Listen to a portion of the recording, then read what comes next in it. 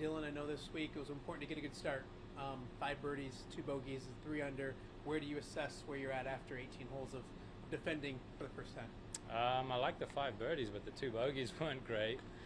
As bogeys go, they weren't very good, but made 1 bogey the whole week last week, so doubled my tally already. But no, it was a good round. I've not been playing too well recently, so 3 under par on a tricky first out. I think the course was playing tough, but the conditions were a little tricky, so I was proud of that round. Can you expand on the conditions? Because we've been through a heat wave and then tons of rain, and then today was just weird. It feels like fall almost. Can you talk about the course and its conditions? Yeah, it's strange. We started warming up on the range. It was like spitting, as we say in South Africa, just light rain, and thought I was going to get super wet practicing for an hour beforehand, but kind of blew off towards the tee time, and then still pretty cool when we teed off, probably 68, 65 degrees. So it was a little tricky in the beginning there, trying to figure out how far the ball's going, but now I warmed up nicely through the turn, and then it became a bit windy the last 3-4 holes that I played in there. I think it's picked up probably to like 10, 12 miles an hour now, so if it stays there, maybe even trickier in the afternoon for the guys. I know you're embracing this defending champion thing, which is cool. To hear your name be called up, does it? I know you're getting ready to golf. Do you hear on the tee defending champion? Was that cool, or was that something that you just didn't even focus on? No, I heard it. I mean, I didn't know what they were going to say when they introduced me, because I was playing with a 3-time champion in Steve Stricker, so I'm just a little miniature version of what he is. So no, it was cool to hear that, and then I heard 3 times, and I was like, okay, that's a nice little reminder to stay humble. Yeah, I mean, it's great seeing friends and people that I met last time. It's pretty cool. 2 years later, it's kind of strange, but I do enjoy it.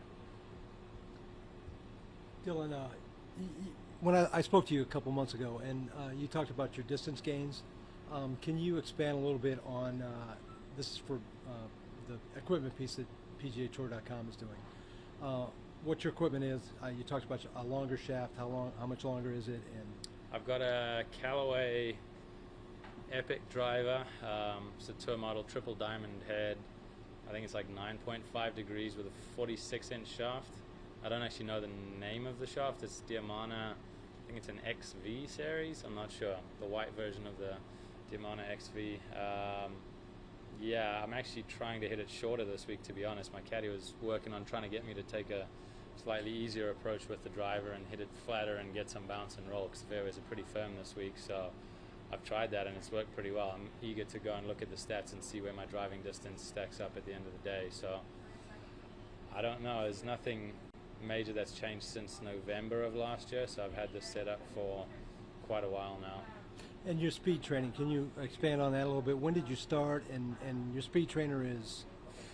Speed training, I basically, July last year, I looked at my trainer and I said, why am I not hitting it any longer? I've been doing all these power workouts, strength workouts in the gym, and I'm getting stronger for sure, because I can see my PRs moving up in each exercise. But I then figured out that, he said to me, you actually want to hit it further? I didn't realize that, so I said, yeah. So we switched that up and had a bit more speed in the workouts. So instead of just power and strength, trying to lift heavy and lots of reps, we've done fewer reps and lighter weight. That's basically just the theory on the conditioning side.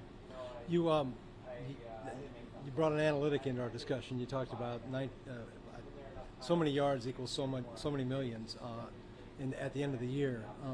Can you expand on that a little bit too? Yeah, it's a well-known stat. They just kind of averaged out the guys in different driving brackets, 290 to 300, 300 to 310, and 310 and above, and just their average income. And it's pretty clear that once you jump above that 290 category and into the 300s, the average income goes way up. Okay, thank you very much. Cool. We good? Thanks, guys. Good luck. Steve, welcome back.